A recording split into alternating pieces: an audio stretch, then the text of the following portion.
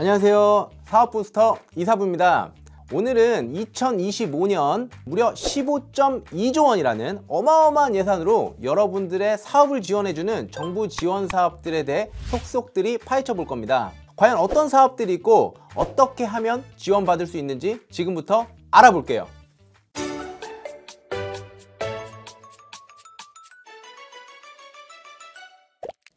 정부 지원 사업은 크게 두 가지로 나눌 수 있습니다. 자, 무상 지원 사업과 그 다음에 융자 형태의 사업으로 나뉠 수 있는데요. 오늘 우리가 꼭 노려봐야 할 무상 지원 사업에 대해서 알아보겠습니다. 무상 자금은 최소 2천만 원에서 최대 3억 원 이상까지도 지원받을 수 있다는 매력적인 조건을 가지고 있지만 그만큼 경쟁이 치열하다는 사실 알고 계셨나요?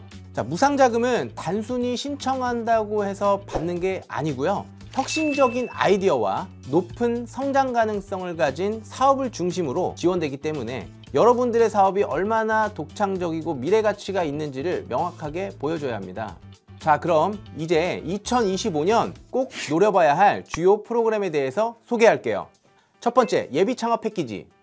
창업을 꿈꾸는 예비 창업자들을 위한 프로그램으로 혁신적인 기술 아이디어를 가진 분에게 최대 1억 원까지 지원됩니다.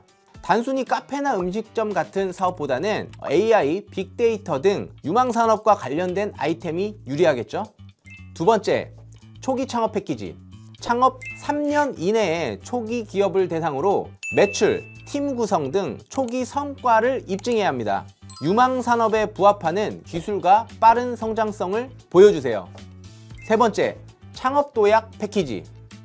창업 4년에서 7년 차 기업을 위한 프로그램으로 이미 매출을 실현하고 글로벌 시장 진출 가능성이 높은 기업을 선호합니다. 네 번째, 강한 소상공인 성장 지원 사업. 소상공인 중 성장 가능성이 높은 기업을 대상으로 혁신적인 아이템으로 매출 증대와 고용 창출에 기여할 수 있는 사업을 지원합니다. 다섯 번째, 로컬 크리에이터 육성 사업. 지역의 특산물이나 문화자산을 활용한 창업을 지원하는 사업으로 지역 경제 활성화에 기여할 수 있는 아이템이 유리합니다. 자, 그렇다면 지원금을 받기 위해서 어떻게 해야 받을 수 있는지 합격 포인트에 대해서 알려드릴게요.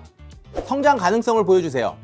3년 후에는 직원을 몇 명 고용할 것이고 매출은 얼마나 달성할 것인지 구체적인 목표 제시를 해주어야 합니다.